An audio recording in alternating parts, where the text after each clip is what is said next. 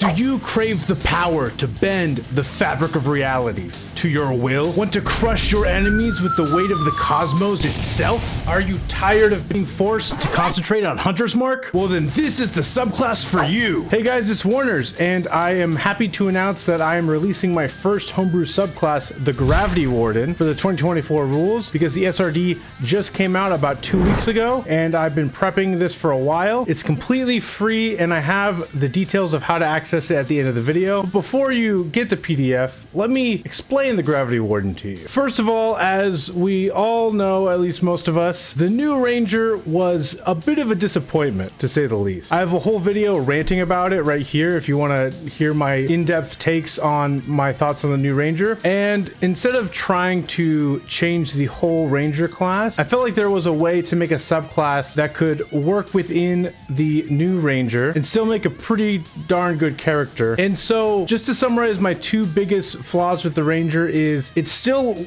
lacking in damage a little bit compared to other classes, which isn't a deal breaker for me. Your class doesn't have to be the most powerful class to be fun to play. But the second thing is over-reliance on Hunter's Mark. And if you guys aren't familiar with the new Ranger, one of the main features is that now you can cast Hunter's Mark for free, essentially proficiency bonus times per day as long as you stay in Ranger. And one of the main features of this subclass is I'm going to be using that resource differently. And then I bump up the damage a little bit, but in a very creative, fun way. It's not your typical just damage dice is higher. So if that sounds intriguing to you, then sit back and relax and let me explain the Gravity Warden Ranger. When I first talked about this subclass, a lot of people were confused why I was deciding to make a space-themed Ranger. Because when most people think of Ranger, they think of like nature and forests and stuff. But in my personal opinion, the way Ranger magic and also Druid magic works is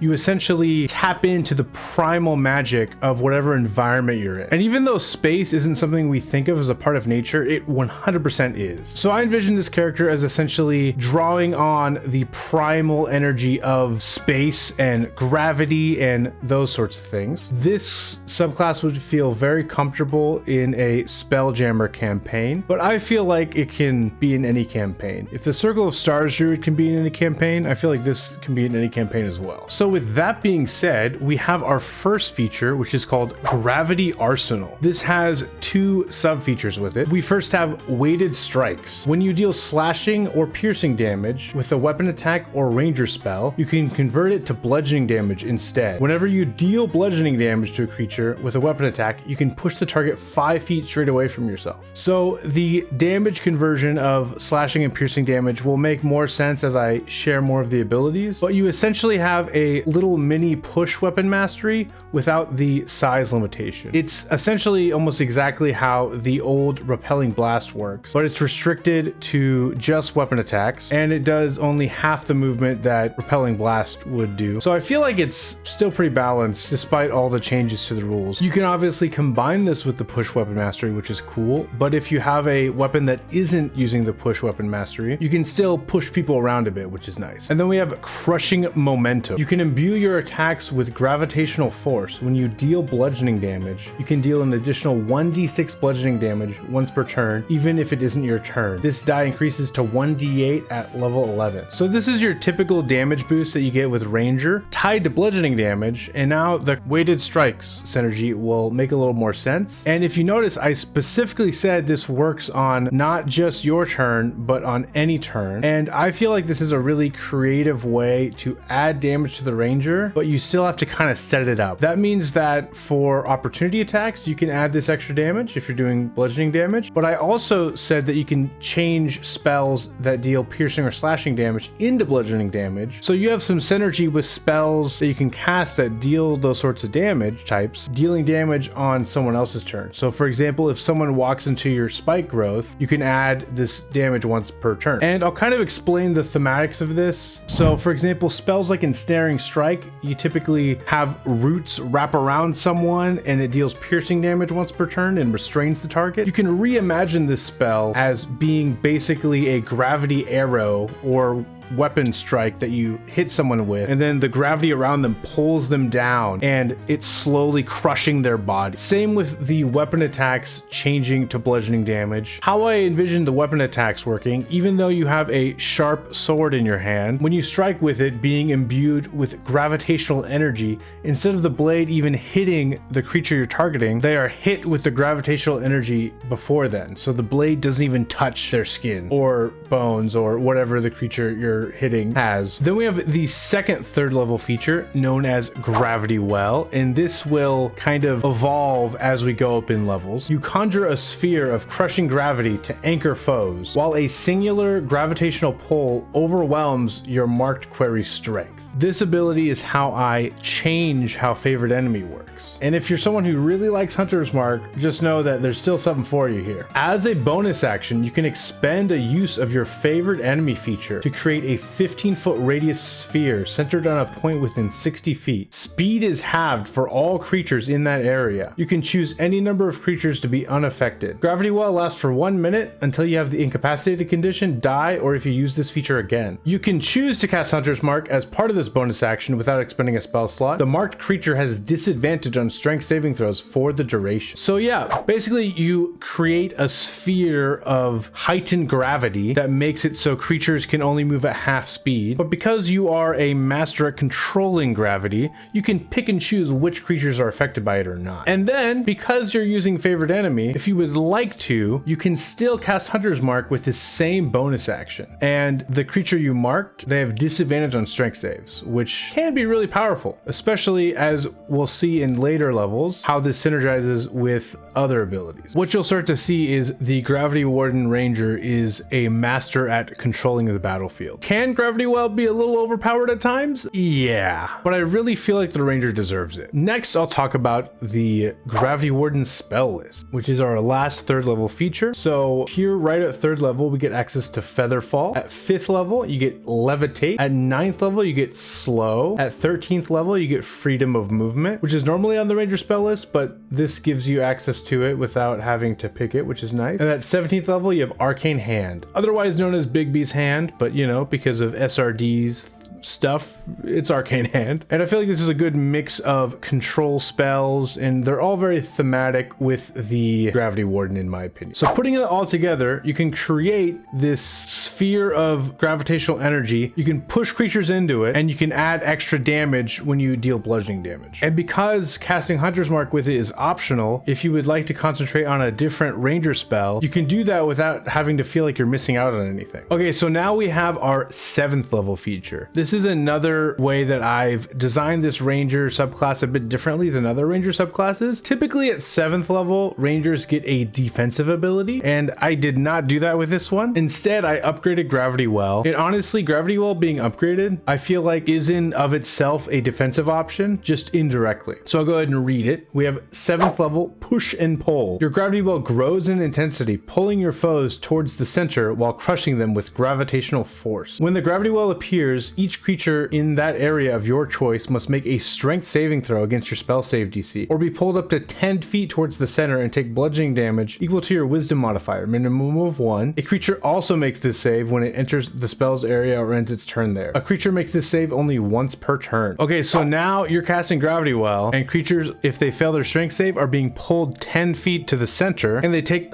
a little bit of bludgeoning damage. What's fun about this is if you have Hunter's Mark on one target, that target will make this save a disadvantage. So already we got synergy with Hunter's Mark if you would like to take advantage of it. And this is also when I feel like the versatility of Gravity Well becomes a bit more noticeable. You don't have to put this on the ground. It's a sphere. You could put it 10 feet up in the air, and if they fail this strength save, they'll be pulled up and then they'll instantly drop down. So you could deal even more bludgeoning damage. And also, even on your off turns now, if a creature walks into it, or if they end their turn there and they fail their strength save, they'll take that bludgeoning damage, and then you can add the crushing momentum 1d6 bludgeoning damage to that damage. So you're going to be doing a lot of off turn damage, which even though it's only 1 dice of damage, it adds up. And so this really makes it not only a control ability now, you are now also spreading out a little bits of bludgeoning damage throughout the enemies enemies that you're fighting. And I find this mechanic really fun, and you can be really creative with it. There's so many different ways you can build this character, and I find that very fun. I personally really want to play this subclass at one of my tables. Do you want a dice set that will go perfectly with your newly acquired space-themed D&D character? Well, then don't look any further than dnddice.com. dnddice.com has these 3 amazing dice sets. We got Spiral Galaxy, Annihilation Orb, and Stellar Orbit. These dice are high quality, very thematic, and if you go to dnddice.com/comrade, I'll get 25% of whatever you buy on there. I'll also have the links to the specific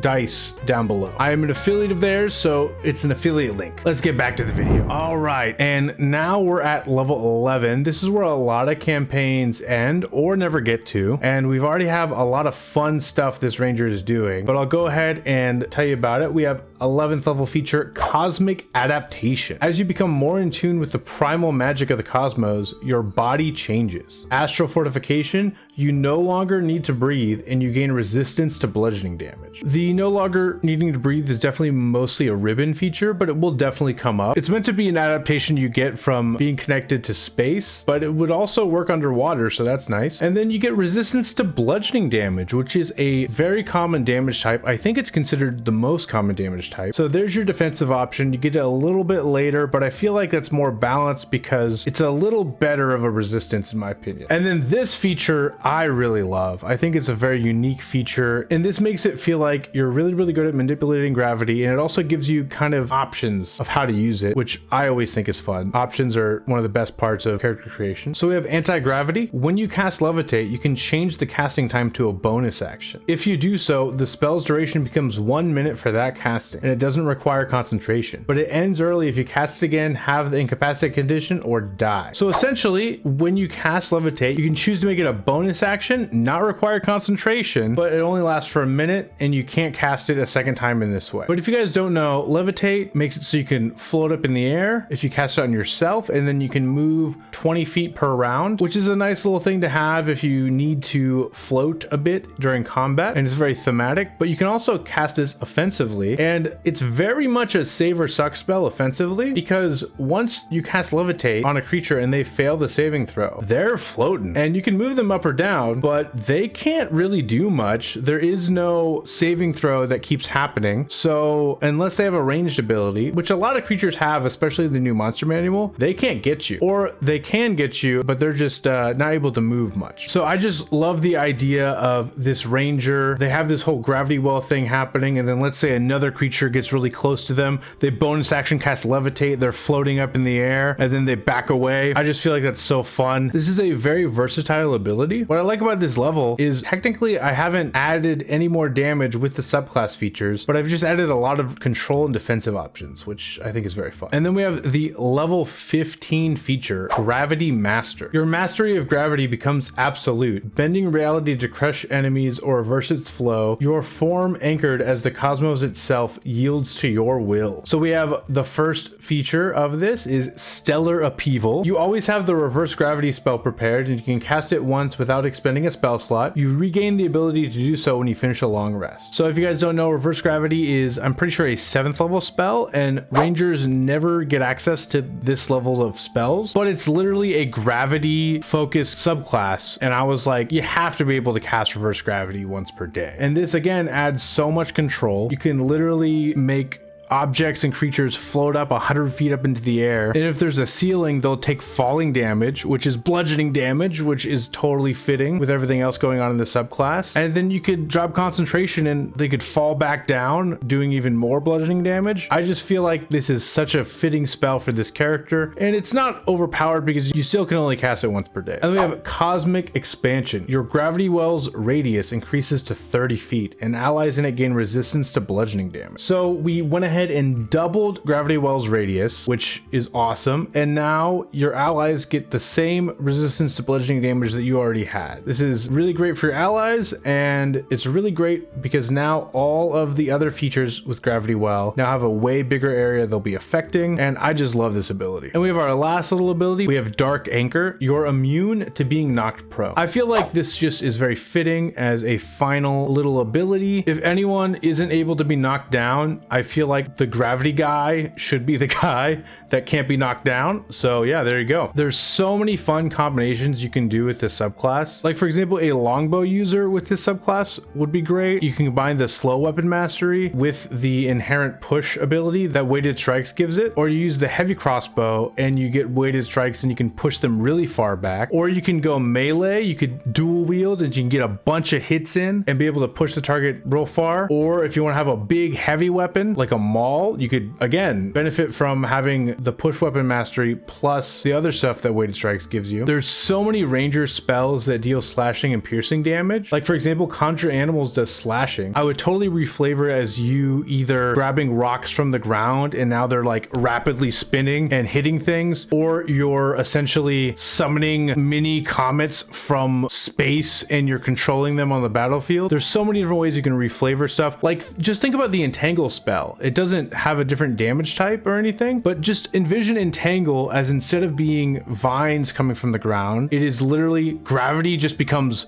more intense there. Similar to Gravity Well, but even more intense. Hail of Thorns is now Hail of Meteors. Also, I have some amazing art that I commissioned for this subclass, and I have the artist's name in the PDF, but also down below in the description. This artist I found out is actually a YouTuber as well, so if you want to check out her art, just follow the links down below. I would like to commission her for all of my homebrew stuff. And with that being said, there are two different ways you can get access to this PDF. The first link is to my own little store. It's pay what you want, so you can totally pick it up for free. But if you'd like to give me a little bit of money, definitely use that link, because Gumroad, the website I'm using to sell this PDF, only takes 10% of the money. But I'm also selling this on DriveThruRPG, which is also pay what you want. But the main difference is DriveThruRPG takes a lot more of the cut. It takes about 30% of profits. But the main reason I put it on there is if I get a lot of downloads, then it could be promoted on their front page and I could get even more people to download the subclass. Also, I did make the subclass on D&D Beyond, but because of the new SRD, D&D Beyond is having some trouble with its builder. So I have a exclusive link down below, and essentially I can only give access to the D&D Beyond version to people as of right now if you join a campaign of mine, and you get access to all my homebrew content that I have on my profile. And so there's only going to be 11 slots available. So if you want the D&D Beyond version of the subclass, go ahead and click on that link, join a campaign with